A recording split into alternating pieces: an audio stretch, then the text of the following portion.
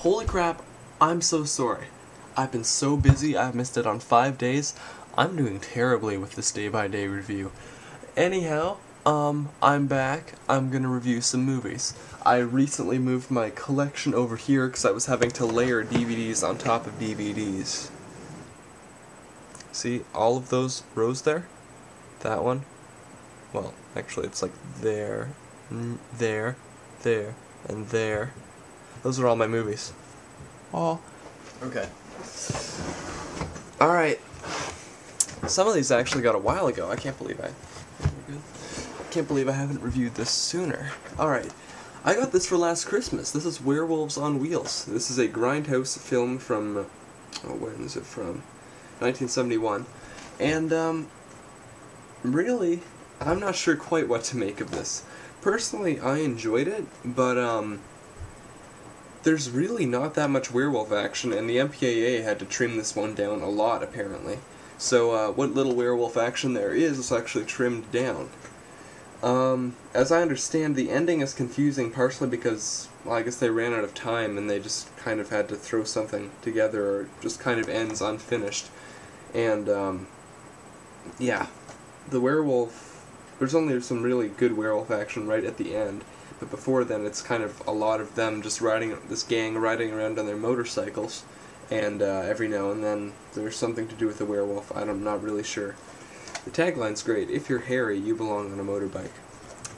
So pretty much all it is like this group of, well, this gang of motorcyclists somehow end up involved with this cult when they're drunk, and when they're passed out they kidnap this girl, and then the girl has like a spell put on her, and it's really weird. Keep in mind I haven't watched this in a while, and every time I haven't really paid that much attention to it.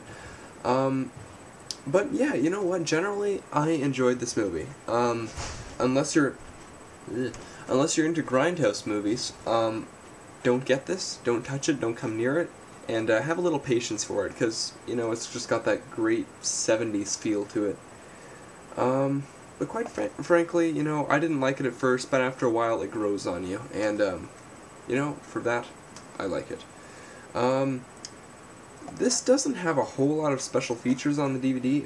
It's got an audio commentary, which is really nice, photo gallery, some radio spots, which are always cool, and theatrical trailers, not just for Werewolves on Wheels, but for other films that were done by the same company as Werewolves on Wheels.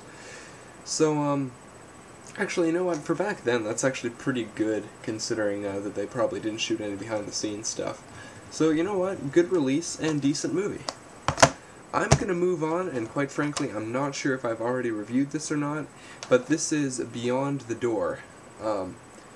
This is an okay movie. It's basically just a rip-off of The Exorcist, and but it was a smash hit, and they actually got sued by the people who made The Exorcist for like a couple million, or actually I think it was more like $1 billion or something.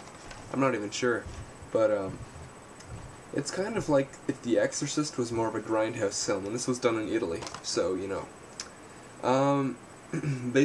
Basically, again, this movie, I wasn't huge on it. The highlight for me was a random guy on the street playing a nose flute. But, you know, guess worth a watch. I didn't get through it in one sitting. And, the good thing about this is that it's the 2-disc collector's edition, so there's a ton of special features, and this is the Code Red release. So, you know what?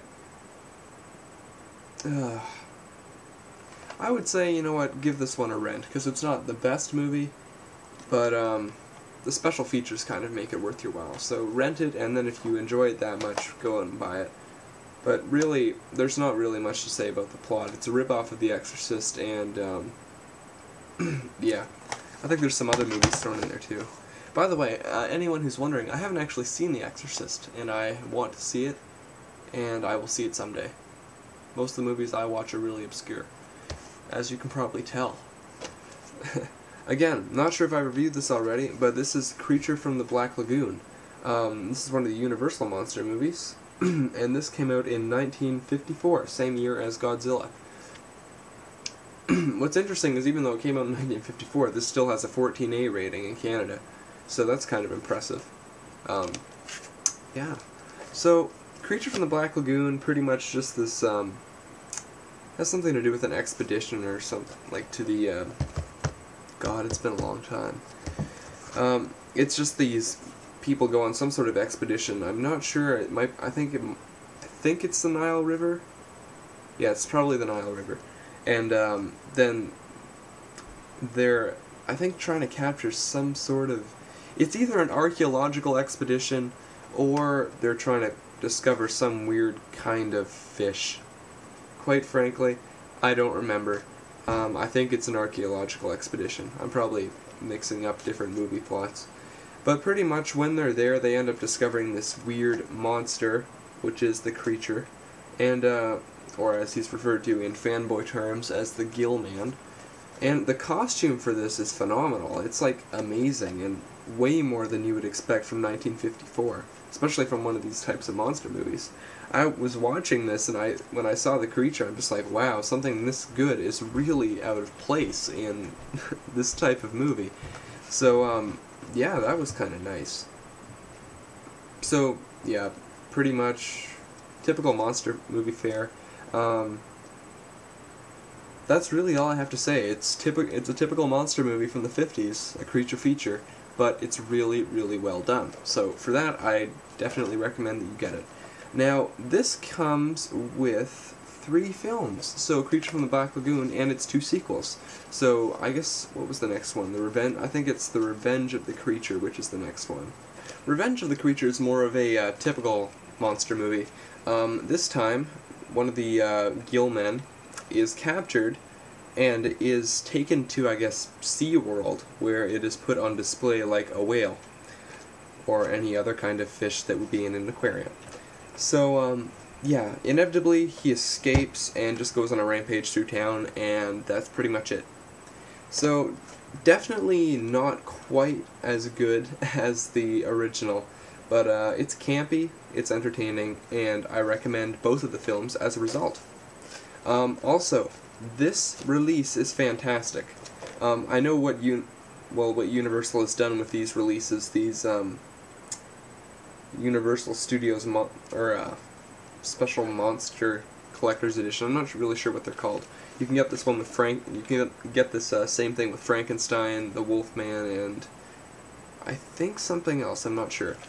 But what they do, they kind of like spread the movies out, like to get like Frankenstein versus the Wolfman, you can't just get the Frankenstein DVD, you need to get the Wolfman DVD, so it's Universal's way of spreading them out, so you have to buy all their box sets. But this one, luckily, everything is in one place, and there's a ton of special features here. There's a documentary, a commentary track, and original theatrical trailers. And what's interesting is that Creature from the Black Lagoon was originally shot in 3D, which is not, well, it has never been released as such, and I've been waiting for something like that. I hope there's still a print that exists of it that they could take that from. Anyhow, last one, I gotta make this quick so I can fit under the time limit. VHS Mountaintop Motel Massacre. This movie really isn't anything that special, but I really do love the cover artwork. Notice the key's a little axe. Please do not disturb Evelyn, she already is. It's basically just the story of this crazy old woman who I guess has just been recently let out of an insane asylum, and she runs a motel on a mountaintop, and there's a massacre. So pretty much what happens is that some guests stop by and she goes crazy and kills them, and underneath, it's an interesting type of motel. There's all like these little it's almost like a trailer park, and I guess underneath the trailers there's like secret passageways that she goes through. I really like this movie because of its simplicity. There's not really it's like sort of all takes place in one setting, and the sets are really simple, and that I like about it. And it's got that grainy VHS feel to it, which I have fallen in love with. And generally, if you can get it for cheap on VHS, then yeah, sure, go ahead, get it. I'm not sure if this has gotten a DVD release yet, but if it has, you know what? If it's got some good features on it, I don't know, go for it. But yeah, I love this VHS artwork.